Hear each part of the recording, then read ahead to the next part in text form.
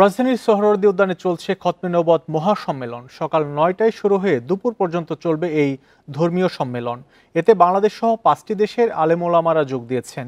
এর আগে ভোর থেকেই সম্মেলন স্থলে আসতে দেখা যায় সারা দেশ থেকে আসা মুসল্লিদের। সম্মেলন শুরুর আগেই পুরো উদ্যানে নামে জনতার ঢল। উদ্যানের বাইরেও অনেকে অবস্থান করছেন। সম্মেলনকে ঘিরে সোহরাওয়ার্দী উদ্যানের আশপাশে নিরাপত্তা জোরদার করা হয়েছে। সড়কে শৃঙ্খলা রাখতে সহায়তা করছে খতমে নবুওয়াত সংরক্ষণ কমিটি বাংলাদেশের ভলেন্টিয়ার দল। খতমে নবুওয়াত সম্মেলনের আরো তথ্য জানবো। শাহবাগ থেকে যুক্ত হচ্ছেন সহকর্মী আনোয়ার সাদাত নূর।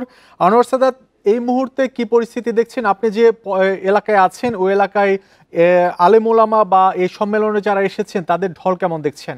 সোহরাওয়ার্দী উদ্যানের আশপাশকে কেন্দ্র করে কিন্তু মানুষের ভিড় বা অনুসারী যারা তাদের ভিড় বেড়েছে। ক্যামেরার চোখে দেখতে পাচ্ছেন যে ৯টার সময় যে আয়োজনটি শুরু হওয়ার কথা সেটি ৯টা থেকে শুরু হয়ে এখন পর্যন্ত চলমান। সোহরাওয়ার্দী উদ্যানে সম্মিলিত খতমে নবুওয়াত পরিষদের উদ্যোগে চলছে আন্তর্জাতিক খতমে নবুওয়াতের মহাসম্মেলন। সকাল ৯টায় এই সম্মেলনটি শুরু হয়ে এখন পর্যন্ত চলবে দুপুর পর্যন্ত। আনুষ্ঠানিকভাবে সেই ঘোষণা কিন্তু দেওয়া হয়েছে। এই মহাসম্মেলনের যিনি দায়িত্বশীল আছেন মাওলানা মহিউদ্দিন রাব্বানী, তিনি জানান যে এই সম্মেলন আসলে কাদিয়ানীদের অমুসলিম ঘোষণার দাবিতেই অনুষ্ঠিত হচ্ছে। এই সম্মেলনে অংশ নিতে এসেছেন জমিয়তে ওলামা ইসলামের পাকিস্তানের সভাপতি এবং যে ভারতের সভাপতি, যে জমিয়তে ওলামা হিন্দের সভাপতি সহ 5টি দেশের যারা ওলামা তারা এই সম্মেলনে যোগদানের উদ্দেশ্যে এসেছেন এবং তাদের অনুসারীরাও সেখানে যোগদান করছেন।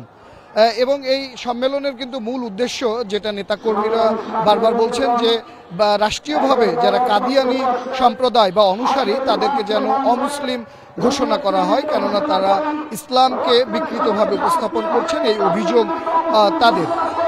এই সম্মেলনে বাংলাদেশ থেকে অংশ নিয়েছেন হেফাজতে ইসলামের আমির এবং শাহবাগ এলাকাতে আছেন।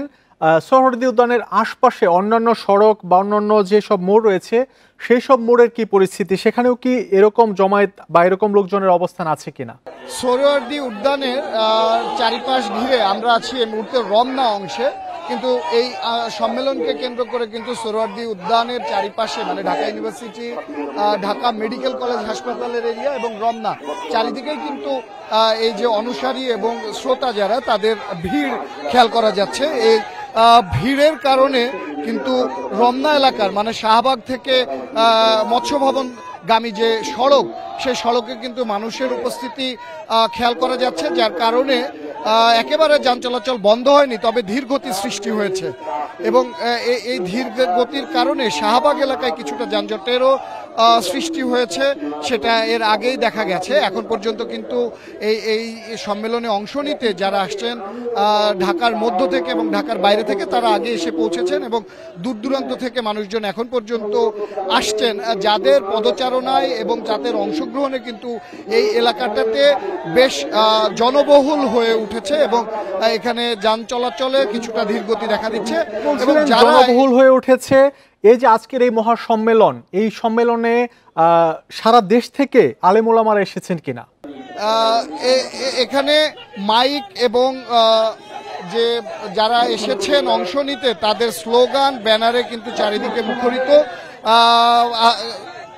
স্পষ্ট করে শোনা বা বোঝা যাচ্ছে না যে আসলে মাইকে কি ধরনের বক্তব্য প্রচার করা হচ্ছে বা কি বলা হচ্ছে, কিন্তু তাদের যে প্ল্যাকার্ড, বিভিন্ন স্লোগান সম্বলিত প্ল্যাকার্ড, সে প্ল্যাকার্ডে কিন্তু একটা তথ্য বা একটা দাবি বারবার চোখে পড়ছে, যে কাদিয়ানীদেরকে রাষ্ট্রীয়ভাবে অমুসলিম ঘোষণার দাবি। তাদের বিরুদ্ধে যে সোহরাওয়ার্দী উদ্যানে খতমে নবুওয়াত মহাসম্মেলন চলছে, সেই সম্মেলনের খবর জানাচ্ছিলেন সহকর্মী আনোয়ার সাদাত নূর।